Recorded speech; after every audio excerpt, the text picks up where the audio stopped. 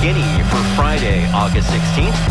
I'm Mitch Perry, senior political reporter for the Florida Phoenix, joined by my colleagues, Ray Roa, the editor-in-chief of Creative Loafing newspaper, and independent reporter Ben Montgomery. Good morning, Ben. Good morning, Ray. Good morning, Mitch. Hi, Mitch. How are you? How are you? Good to see you guys in here in peak summertime now. Interesting time to be alive, Mitch. It's an exciting time. We've got, as mentioned earlier, Democratic Convention coming up. We've got the primary, and we're going to talk about that.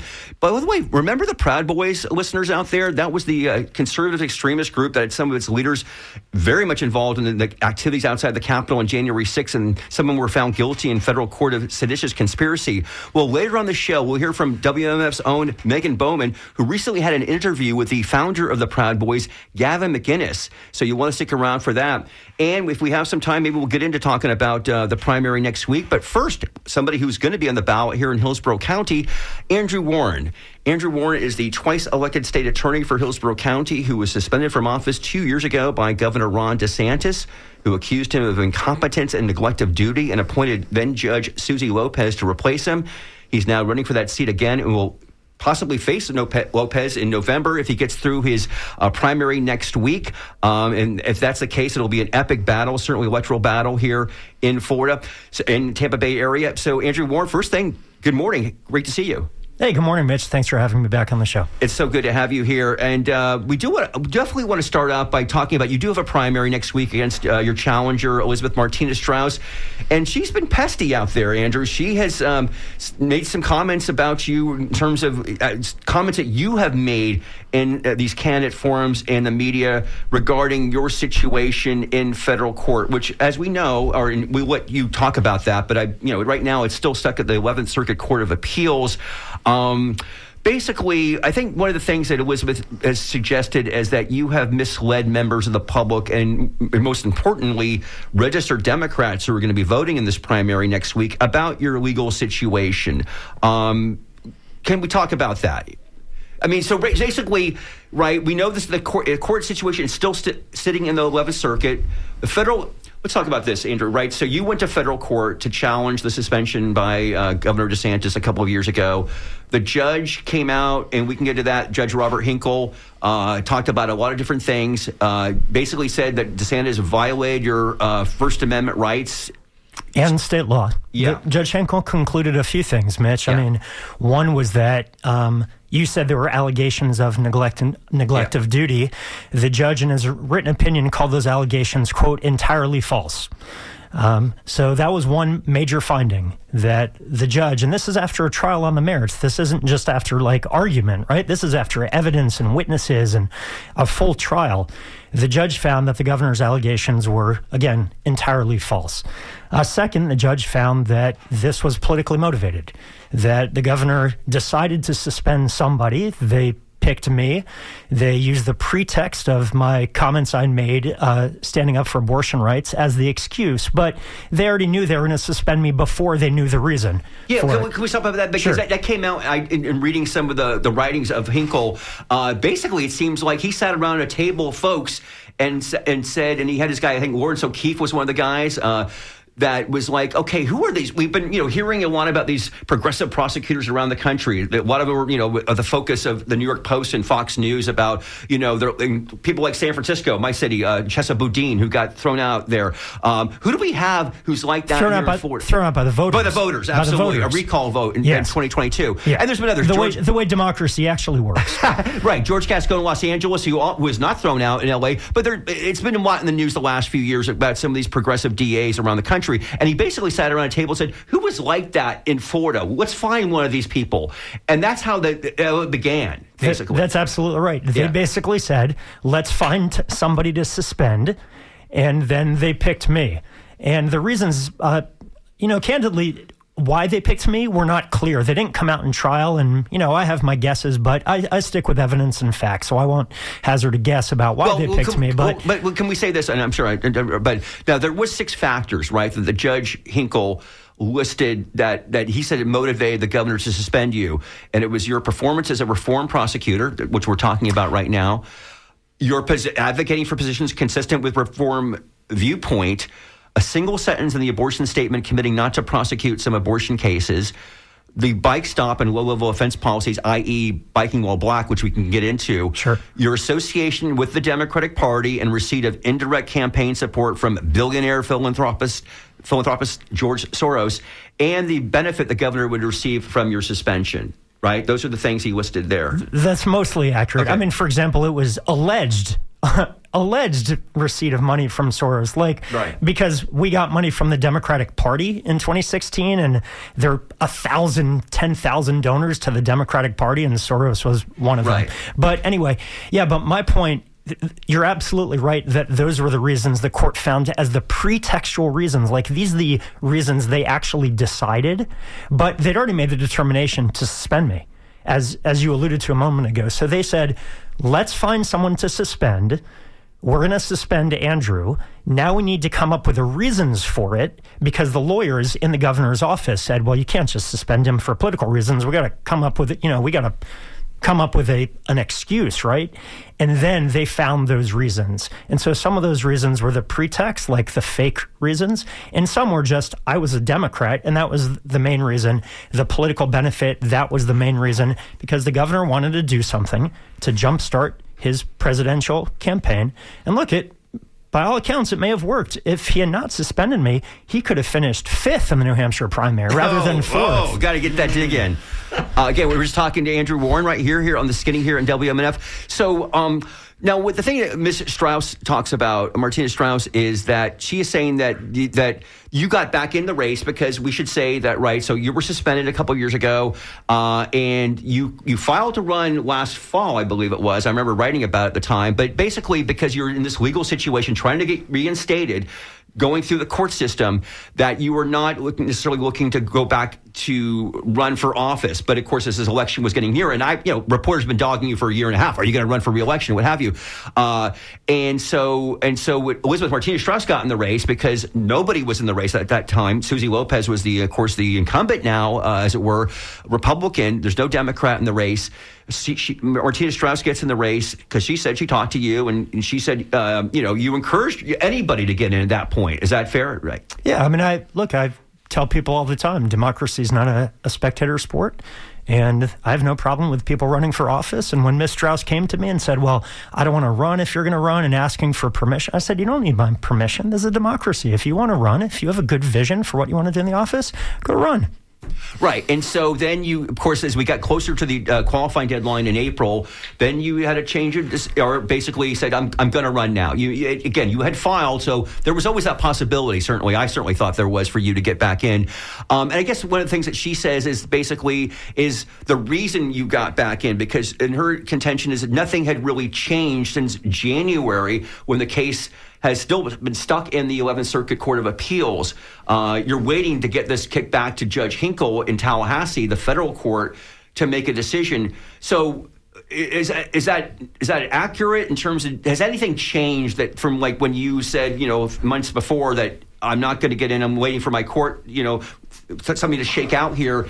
Had anything changed in the legal process to say, now I'm good to go? Yeah, of course. I mean, the 11th Circuit opinion came out, right? So I announced on January the 8th that I wasn't going to run.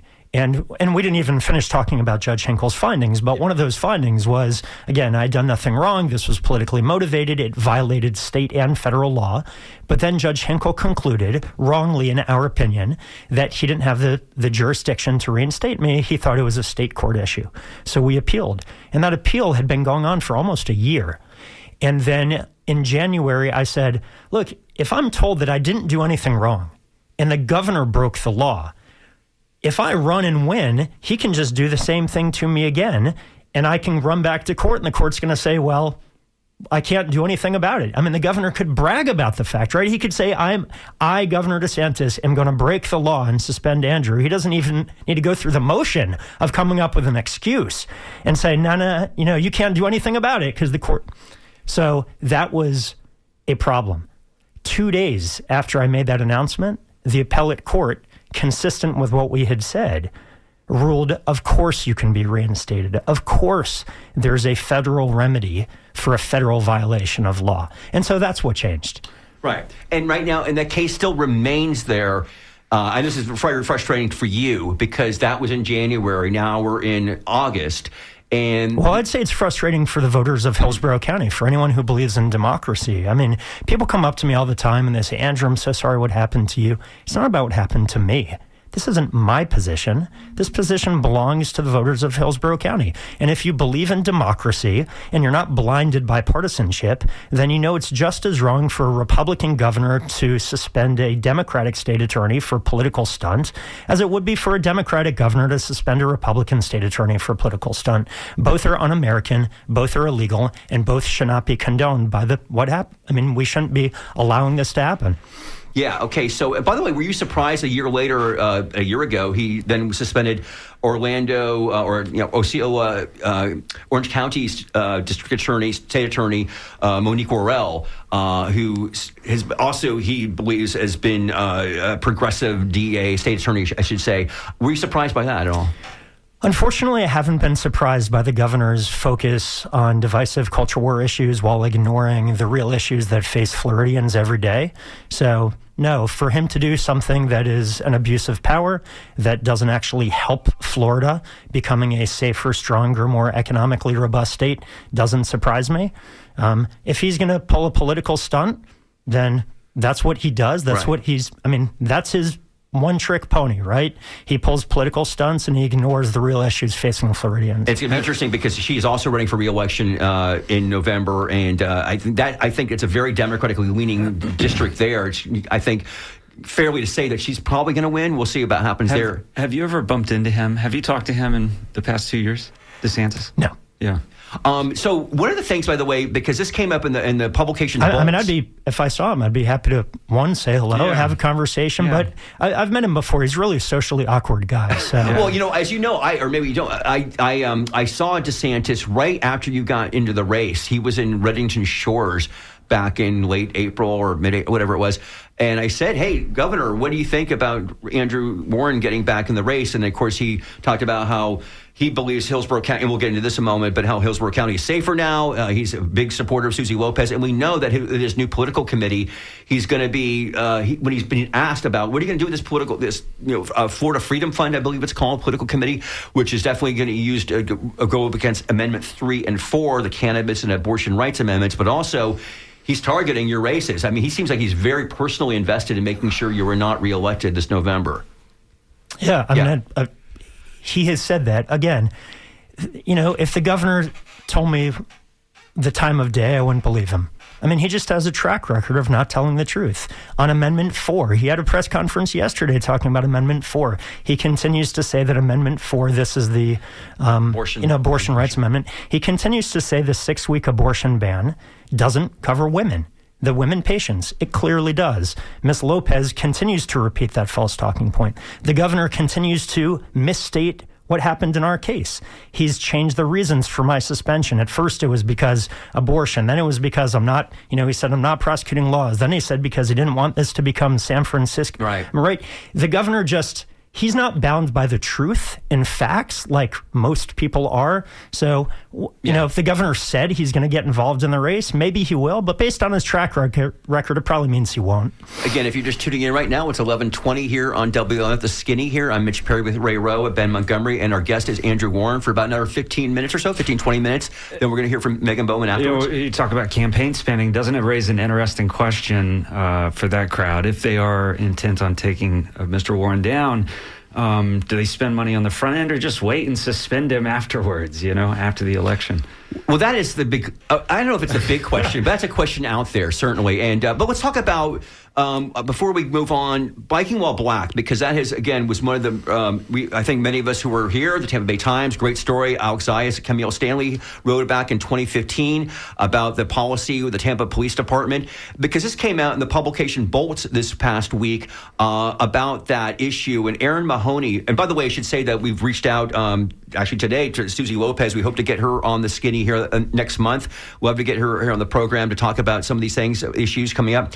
But Erin Maloney, who's a spokesperson for Susie Lopez's office, told Bolts in an email that Andrew Warren's policy was just for show.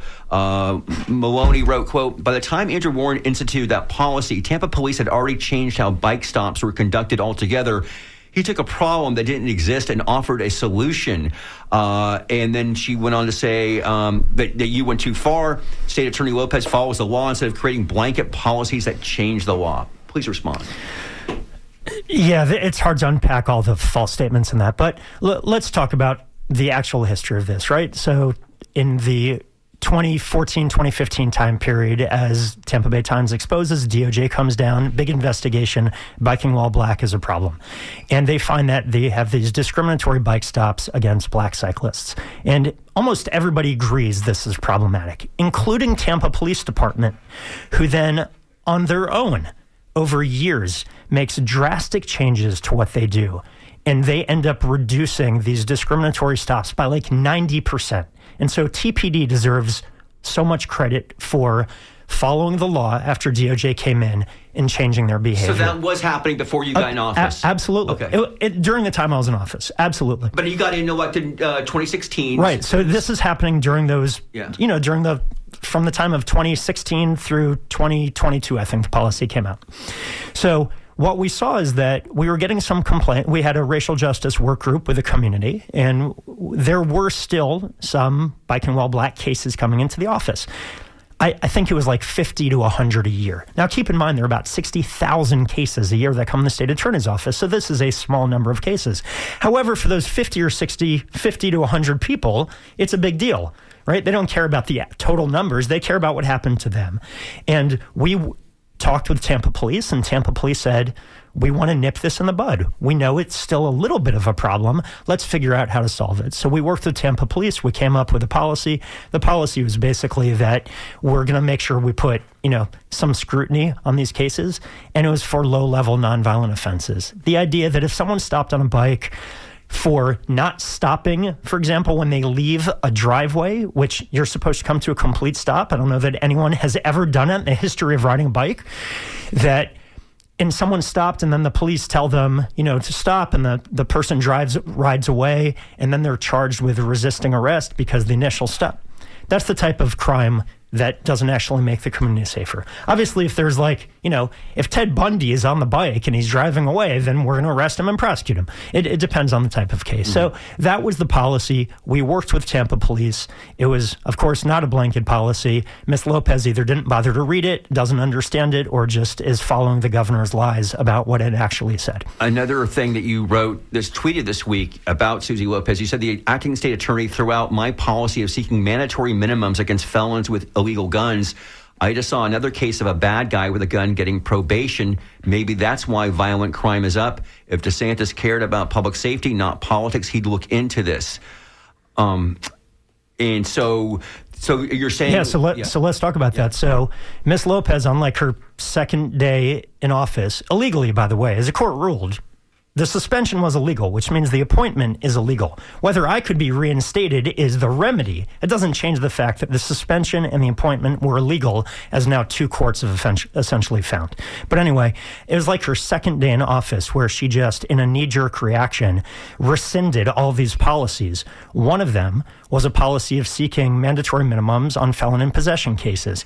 And just like with my other policies, it was not a blanket policy. It was guidance. The general rule is that you should seek a mandatory minimum when these factors are present. If these factors aren't present, then use your discretion, just like every policy we did, including the alleged blanket policies, which are anything but.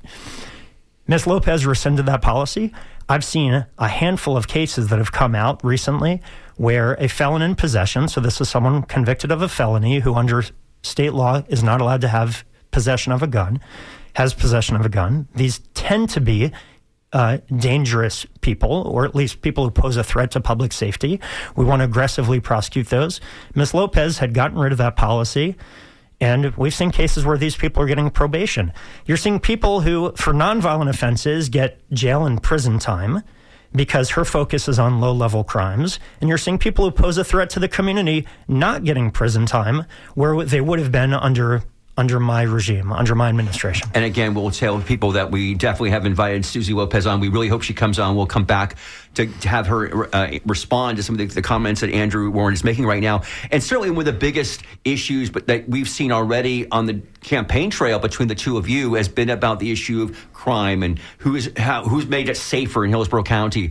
Now, I think there was a very interesting article by Dan Sullivan in the Tampa Bay Times that came out yesterday, a very deep dive, because as a reporter myself watching this, it's like, and I haven't done the work to try to look at the statistics to see like who's telling the truth here, because you can't both be telling the truth. But what Sullivan Dan did, was that, let me just quote from the story, not to get into the numbers, but he says, publicly available crime statistics show that Hillsborough County's crime picture is complicated. While overall crime declined in the last decade, including the years Warren was in office, individual crime categories varied from year to year.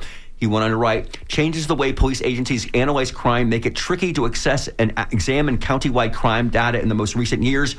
But statistics obtained by the Tampa Bay Times reflect a continued downward trend. Basically, what I got from that article was that, yes, crime definitely was down when you were in, from when Mark Ober, you replaced him, succeeded him. Maybe it was even starting in the last year of Ober. But that is continue that trend with Lopez. Now, you're saying that that's not the case. I have heard her say that Hillsborough County Sheriff says that it is. So I don't know how we're not going to settle this here, but let's hear your take on it. Yeah, I mean, well, first of all, the Times story is right in that crime data and interpreting crime is difficult. Right. There's no single statistic that captures all of this. And let's keep in mind that crime is influenced by so many things, economic factors, atmospherics like COVID had a huge influence on crime, right? But obviously law enforcement and prosecutors play a role in what happens in the crime rate. There's no dispute that during my time in office, from 2016 through the last data we had through 2021, crime was down 32%. That's the index crime rate. So that's not every category of crime. Those are kind of the main categories of crime. For example, it doesn't include traffic offenses like driving on a suspended license, but it would include a, DUI in a vehicular manslaughter case. It really includes the categories of crime that people tend to think of as real crimes. That was way down. We've seen violent crime go up in the past couple of years. We have seen property crime go down some. We don't have full data, as the Times story says, to look at it, but you also don't need to always rely on the data. I mean, the data gives us the full picture, but turn on the news and see what's happening in Tampa. I mean, there's a shooting every week now. Well, there's only perception, because the Biden administration will tell you that crime is down, and yet Trump will tell you that it doesn't feel that way. So right. But I'm not talking about nationally. I'm talking about here in Hillsborough County. And so most of the time you have violent crime concentrated in certain areas. We've seen that violent crime spread into different areas.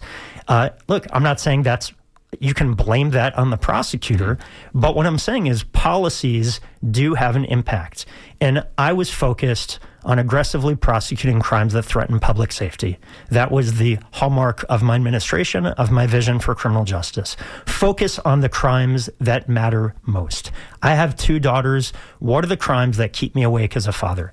Ms. Lopez has just a different view. Her policy is that all crimes were created equal, right? She's talked about you don't need to have priorities. You don't need to have policies in the office. Every crime is a crime. She's on the record under oath talking about she would prosecute interracial marriage cases if brought to her. Yeah, absolutely. At her deposition, she said she would prosecute an interracial marriage case if brought to her. And so we just have a fundamentally different view. I believe that someone who says everything's my priority has no priorities. And my priority has always been on prosecuting and investing resources on the crimes that threaten public safety. Let me ask you, and again, we're speaking with Andrew Warren, the suspended Hillsborough County State Attorney who's running for re-election to his seat. There's, of course, a primary in Hillsborough, everywhere in the state of Florida. Of course, next Tuesday here in Hillsborough County, he's running against Elizabeth Martinez-Strauss. At the news conference almost exactly 2 years ago in Hillsborough County, I attended that, and I didn't know what was happening beforehand. It was at the Hillsborough County Sheriff's Office. Chad Chronister, the sheriff, you had worked a lot with him over the years, and let's ask you on a personal level. It seemed like there was maybe pressure on Chad Chronister, or maybe not. I haven't asked him about it directly, but when DeSantis has got his dossier ready to come down, he's like, we're going to do it in your office here. And there was other sheriffs there. It was Naco from Pasco. There wasn't Gautier there, wasn't there, but Grady Judge. It was a big show of force. And Chad Chronister came out and criticized you then. I know he's backing Lopez now. Did you feel any hurt at all by that? Because the fact it seemed like you guys were partners there for several years. Look, politics is political. So you'll have to ask the sheriff about whether he was pressured into it. I can tell you that I was proud to have the sheriff's support in 2020. I was proud of the fact that we worked together to reduce crime, that all these policies, from drug diversion programs to mental health court to the civil citation programs, that was supported by the sheriff and by the law enforcement community here. And then, again, let's be objective about the facts. The law enforcement community and I stood together shoulder to shoulder year after year after year in implementing policy and prosecuting cases and announcing arrests. Then the governor says, I want to suspend someone so it helps my presidential campaign, and gets a bunch of people to line up and be like, all of a sudden Andrew's a terrible person. Again, this is all political. Brian Dugan is also a fan, the former Tampa police chief. Hold on, you and Brian Dugan don't get along? My focus is on people who matter, and so Sheriff Chronister still matters in this community. And when I'm back in office, I look forward to restarting that productive relationship that we had. Politics was never a factor in our relationship. You have a Democratic state attorney, a moderate Democrat state attorney with a moderate Republican sheriff who work together to do a lot of good things, and that's what we'll be doing again. Well, let me ask you this. I'm sorry, Ray. No, go ahead. A second. Is that, and I did a story about you, Andrew, when you were running in 2020, actually, for Bay News 9, and it was about the progressive state attorneys. I interviewed a guy out of Stanford, actually, and he told me that. He said, Andrew Warren is kind of a jump to put him in the league with some of these other folks, like your Boudins, your Gascons, or the Krasner in Philadelphia, Alvin Bragg now in New York City. But you, as we've seen, and in some cases, in some of the big cities where there's been more crime, like post-COVID, what have you, and there's been a pushback against some of those state attorneys, DAs. How do you feel about being considered in that mix? Because for Florida, you are, I think, you would consider yourself I don't know if you want to use the term progressive, but certainly a criminal justice reform advocate. So how do you feel about being that mix? Yeah, I mean, first of all, you can't paint people with that brush, right? It's so silly. But let's talk about what criminal justice reform means. It means ways to improve the system. And I've talked about from the day I announced I was running in 2016. Let's find ways to improve the system to make our community safer, both for today and in the long term, to fight for victims, and to make sure that we're making the system fair and just for people. And that's what we've done. So, the governor, again, in his latest round of change talking points, because his first, everything he said was rejected by the court, so we had to change what he's saying. So now it's like, well, we don't want Hillsborough turning into San Francisco. I was the state attorney here for 6 years. Did it look anything like San Francisco? As a San Francisco native, what does San Francisco even look like? We don't want the lawlessness that we've seen in Portland. Okay, well, I've been here 6 years. There hasn't been lawlessness. So they just invent this factual reality. I've been to prosecutor conferences and meetings where it's what you would call more progressive prosecutors, where I'm the most conservative person in the room. And I've been to conservative conferences where I'm probably one of the most liberal prosecutors in the room. As state attorney, I got flack from the far right in this community. I got flack from the far left, which tends to show me that I was in the middle where the 70% of the community is on most issues. That's the reason why I was elected twice in a purple county. Andrew, it's been like a year since you and I have had the opportunity to spend this much time together. I think we were in a living room last August, and we had a lot to talk about. And you mentioned Elliot and Lucy a little bit ago. At the time, you mentioned, you were getting more family time, but this is a strain on your family. Can you just outside of the courtroom and all the stuff you've been working on, take us into your mind as a person? What's it like? You voted by mail, so you presumably voted for yourself, thinking about what's going to happen after this. And where are you at? How's your family doing? How are you doing? Where are you mentally as you move back into this? Look, I appreciate you asking. This is difficult, and people forget sometimes that the nastiness that we've seen in national politics over the years that has now crept into state and local politics has an impact on people.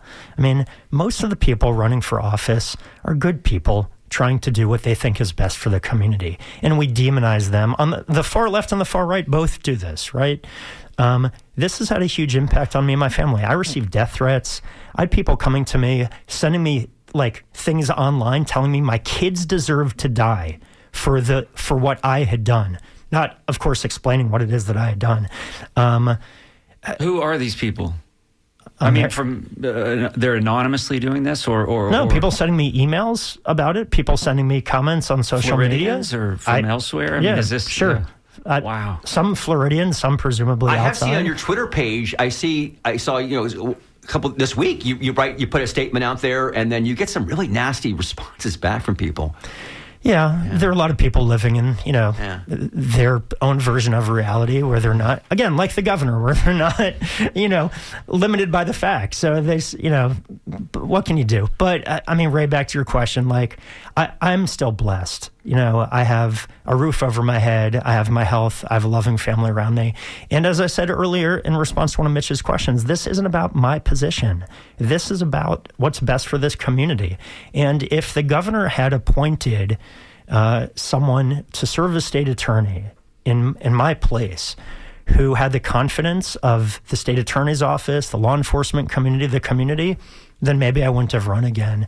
Even though I was, wanted to do the job and know that it's wrong that I was suspended.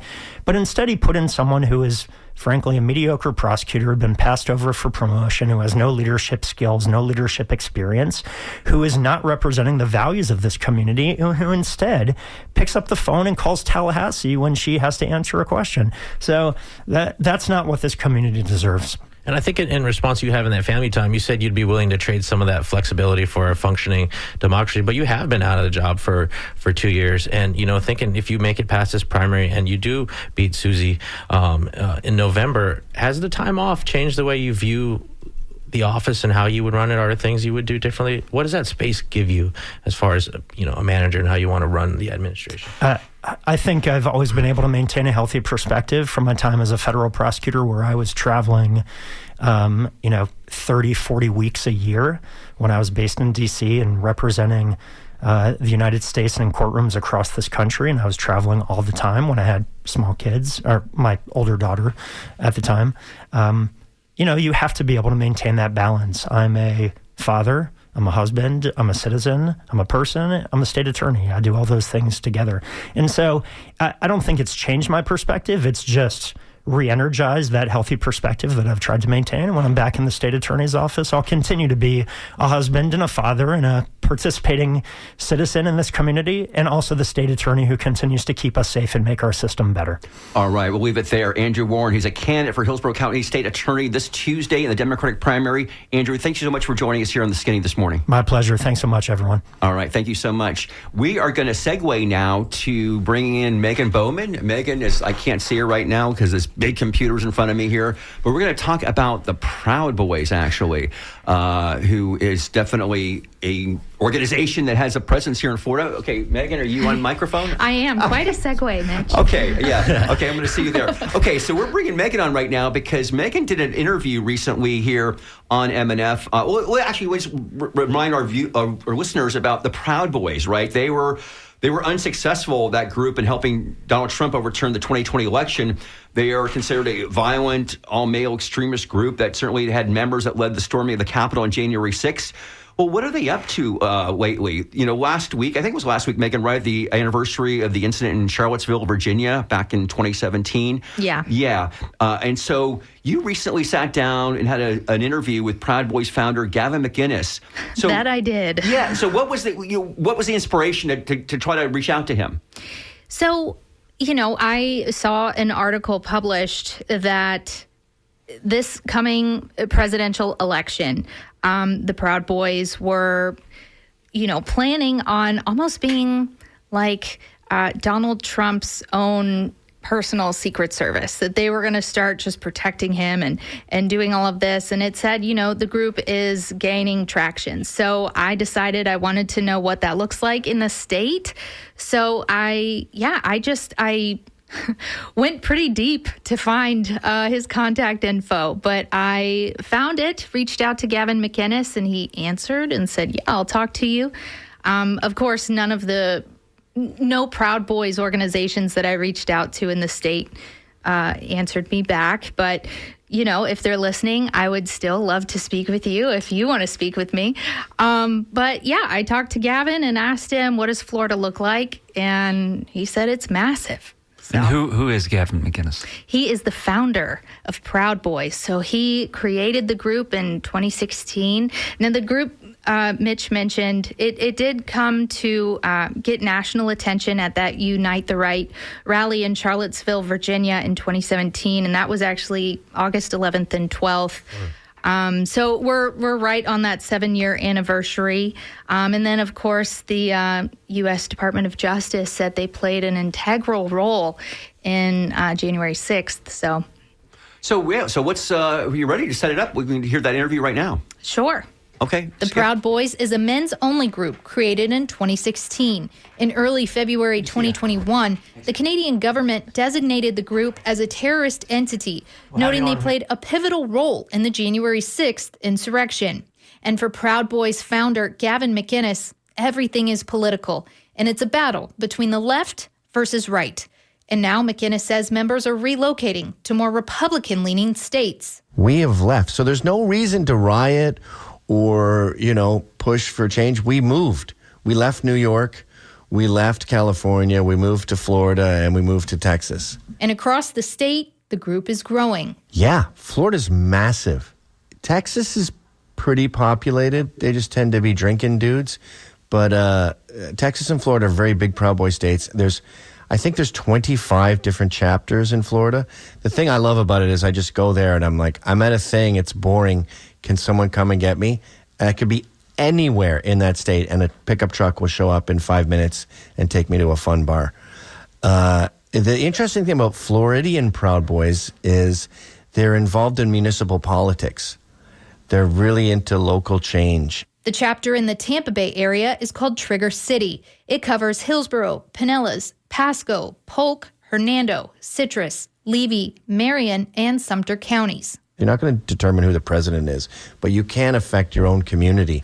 And I think one of the great things about Florida is they've got a lot of Cubans, and Cubans have experienced socialism firsthand. So they know it's not rhetoric for them. It's not a hypothetical. They saw their grandparents have their land taken away. So they know what true socialism brings. So you get that's my favorite kind of patriot, is someone who's an immigrant who has experienced Czechoslovakia under Stalin or something like that. And they really they know how to appreciate this country. And you see a lot of that in Florida. Trigger City's website calls itself the greatest fraternity in the world and offers 10 ways to save America. A few include abolishing prisons, giving everyone a gun, legalizing drugs, and honoring the housewife, saying Proud Boys are encouraged to, quote, put a ring on it and knock her up. People say, oh, it started as a joke and then it became this white nationalist Nazi club. That's just not true. And it's what they say about Trump. I mean, look up Trump, Hitler right now, and you'll see a million pictures of him with the Hitler mustache. It's just what people do to things they feel threatened by. They call it a Nazi thing. But there's Proud Boys Israel, there's gays, Jews, blacks, whites, all that stuff. Last year, the Bold City Proud Boys chapter in Jacksonville, Florida, posted to Telegram, a social media app, that they were looking for dedicated men who wanted to join.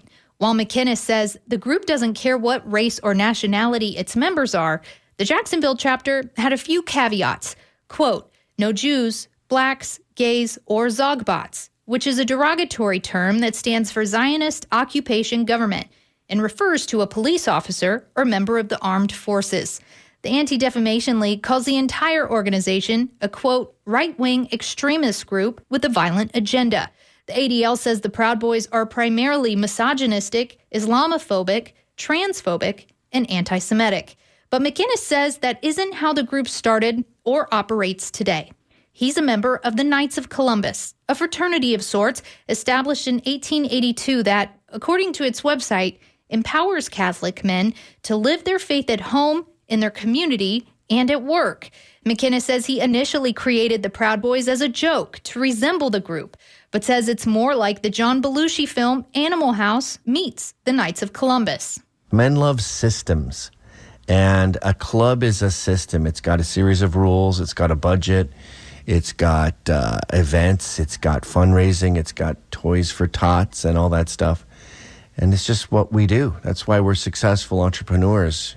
That's why we kind of invented entrepreneurs. And while McInnis paints the club as an innocent men's group meant to tell dirty jokes to each other and not care what others think, he says now, although it's not explicitly a rule, most, if not all members, are Trump supporters. When it started out, there was more political diversity. You had some Obama guys in there, especially the black dudes.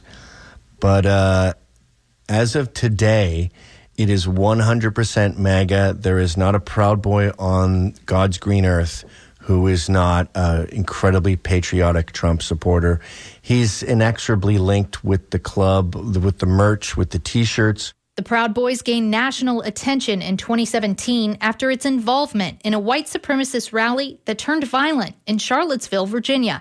The U.S. Department of Justice also says the group played a central role in setting the January 6th attack on the Capitol into motion. But McInnis says there will be no rioting if Trump loses the upcoming presidential election. And no, Proud Boys will not riot if Trump doesn't win, blah, blah, blah. But I think the reason the right isn't going to riot is because the right is done.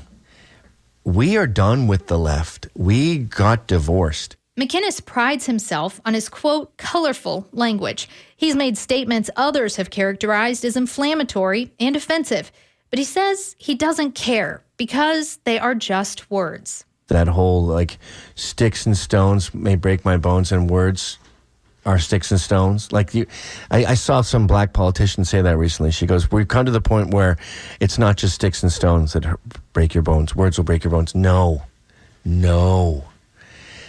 America was built on debate. America was built on controversy and color. When asked why he uses controversial language if he knows it offends people, McInnis brought up a recent BBC interview. He was then asked if he saw how using those words could be perceived as harmful. And I go, you're endorsing a world of gray.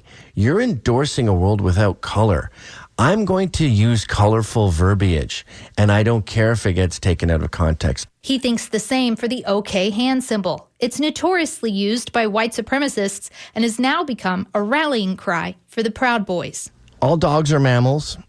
All cats are mammals. All cats are not dogs. Yes, Nazis use this. So do we. It means, f*** you liberals, you're obsessed with stupid shit. So Reddit, they were playing with their sort of media machine, and they said, let's make something totally racist. McInnis says the group tried a few different ways to take innocuous things and turn them into something people considered racist, like allegedly inventing free bleeding. That's when people do not use feminine hygiene products during their menstrual periods. But it seems the OK hand gesture is what's stuck. And then they said, okay, how about this? This is racist. Let's pretend this is racist.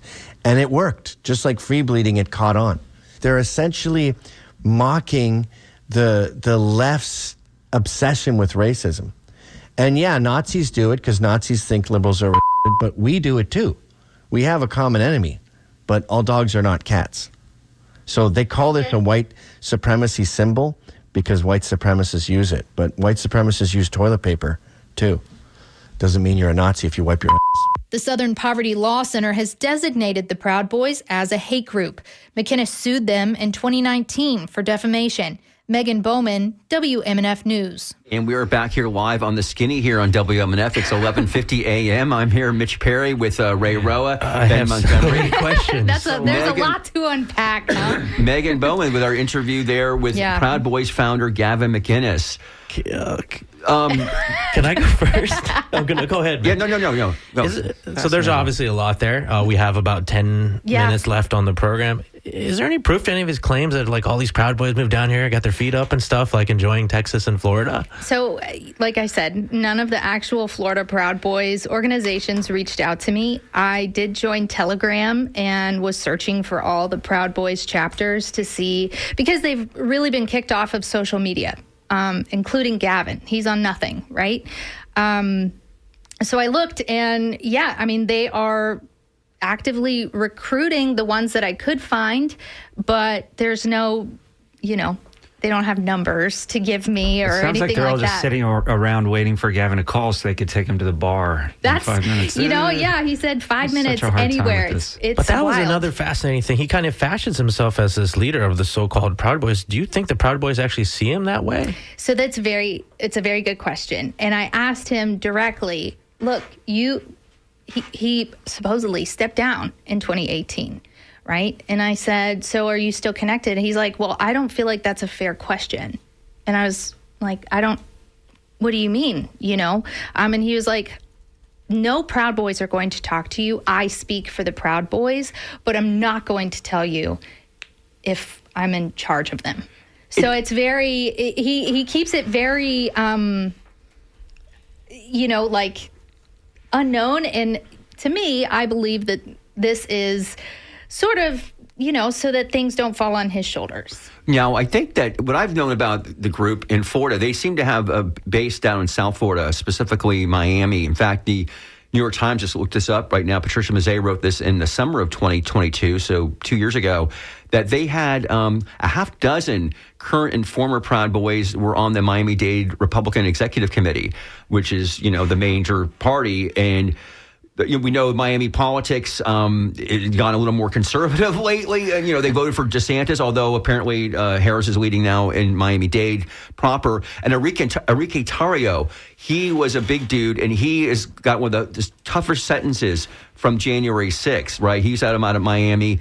He received a 22-year prison sentence for seditious conspiracy. So it does seem, Megan, right? I mean, in terms of whatever elements they have here in Florida, they certainly seem to have a presence, or did. I don't know how significant it is now in South Florida, Miami specifically.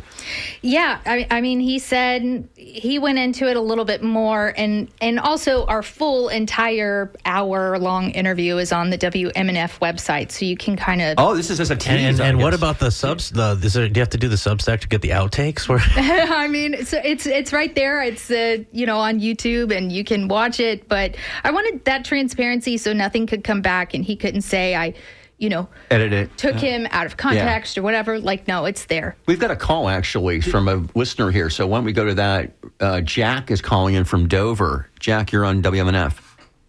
Yes, sir. Thank you for taking my call. I just have a quick question. I was wondering, in her interview, did she ask Gavin McInnes, since he was Knights of Columbus, do they start their meetings with a prayer? That's a great question. Thank you for calling in and asking.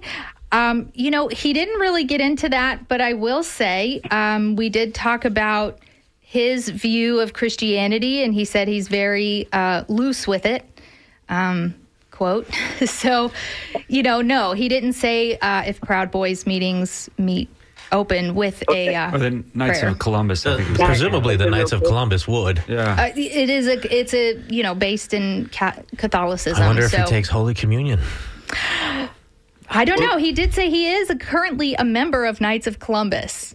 So Did he give any sense? That's a big plus, because I saw something on Facebook about Albert Einstein, where he was talking to a college professor who didn't believe in God, who thought that God was just a fallacy made up, because his analogy was that if God created everything, then God created evil, and there couldn't be a God that created evil. And Albert Einstein said, do you believe in cold? And the guy said, well, of course things get cold. He said, no, that's not true. Cold is just the absence of heat, and it's been proven through physics. And then he also asked him, well, do you believe in darkness? And the man said, of course. The professor, well-educated, said, of course there's darkness. And Albert Einstein, again, said, quoting education at the time, that darkness doesn't exist in the presence of light. And so using those two principles of physics, he also asked him, again, his question about, do you believe in God?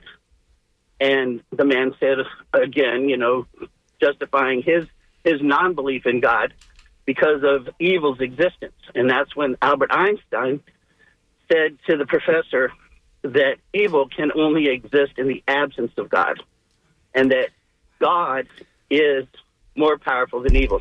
Evil does not exist in God's presence. Okay, Jack. And I thought that was really something good to share. All right, thank you for the phone call. It looks like we got another caller. Oh, okay, yeah. Marcia calling in from Tampa. Marcia, you're on the air. Hi there. So it sounds like the whole reason for existence of Proud Boys is just to annoy liberals. It does, doesn't it? Because their platform doesn't fit into any party neatly, right? Like, I mean, it's the abolishment of prisons, legalization of drugs. These are not Republican Party tenets. So there's no ideology there. It's just to be annoying and to annoy and to harass, honestly. So I'm curious, what happened with the lawsuit that he filed? Was it Southern Poverty Law that designated him as a hate group? How did that turn out? Do we know? So basically, it looks like from everything I've looked into this that, McGinnis did place a lawsuit against the Southern Poverty Law Center in 2019 for defamation.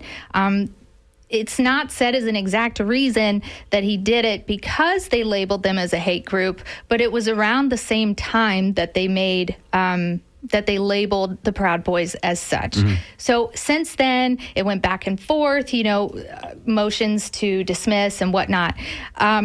Right now, the case ultimately is dismissed, but without prejudice. So if somebody wanted to bring it back in, they could. Okay. Thank you so much. Thank you, Marcia. Glad Elizabeth. Megan, can I ask you about the Trigger City thing? Mitch had mentioned the Proud Boys and kind of how they've been playing politics in South Florida, but has there been any proof of their influence locally or within the so-called Trigger City region, outside of window stickers and things like that? Are they involved in any groups? So based, like I said, they're not answering me, and I've reached out to Trigger City quite a few ways. Apparently, because I'm a woman, I'm not allowed to a meeting, so that's off the table. You can't even watch the live stream. Nope.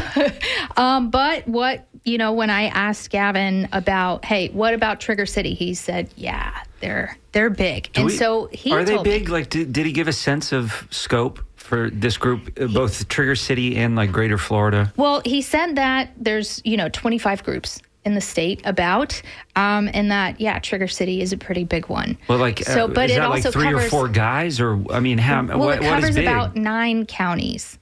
Yeah, but how many people are we talking about? Did he say? No, I he just didn't. wonder if someone is listening now from Trigger City, Florida chapter of Proud Boys.